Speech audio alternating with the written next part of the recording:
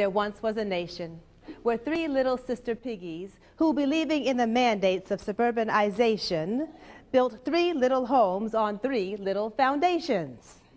There once was a big bad wolf just out on probation. He happened by the three little sister piggy colonization. You know, the straw house, the stick house, and the brick house foundation.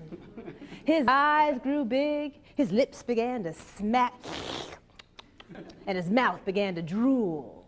Hey, I'm talking serious drool. I'm talking just out on probation, years of sister piggy deprivation, salivation. And in his mind's eye, he saw baby back ribization and chitlin fascination. That big bad wolf decided to extend an invitation to the three little sister piggy sources of culinary gratification. And you know what he said. He said, little pig, let me in. That's right. Now I need to tell you, the little sister piggy in the straw house and the little sister piggy in the stick house, well, they decided to decline his invitation because they saw him as inclined to mutilization and ultimate meatloafization. And I think you know what they said. Not by the hairs of our chin. But he decided to try some attempts at foundation, oxygenation, annihilation. He huffed and he puffed and he huffed and he puffed, and soon the straw and the stick houses were no more. The little sister piggies from those two houses ran wee to their big sister's brick house foundation. That big bad wolf, he decided to come over to that brick house foundation and once again extend his invitation. Now, I need to tell you something. The little sister piggy in the brick house foundation was the oldest of the three sisters, and you know she had an intense superiority complexation. And when that big bad wolf said that little pig, let me in thing, let me tell you, first of all, she did not have hairs on her chin, all right? She only replied like this, don't even go there.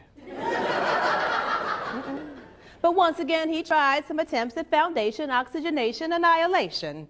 He huffed and he puffed and he huffed and he puffed and he huffed and he puffed. And soon he came to the realization that huffing and puffing at the brick house foundation, well, it could leave him in a state of deep doo-doo humiliation. But then he got an illumination. He decided to rub himself down with baby oil lubrication. It's okay, it's a clean story. Honestly, you know why. You know why he was going to slide down the chimney a la Santa Clausization. But you'll be happy to know that the little sister piggy in the brick house foundation, she too got an illumination. She believed in anticipation, expectation, and above all else, preparation. She put a fire in that fireplace, sat a big old pot on top of that fire. She filled that pot with oil. Then she put a kitchen screen on top of that pot. And then she sat in her rocking chair with a cup of tea with great anticipation. She did not have to wait long. That big bad wolf came sliding down that chimney a la Santa Clausization. He hit that screen, got chopped up into little bits. The little bits fell into the hot oil. It was the ultimate slice, dice, and strain-ization.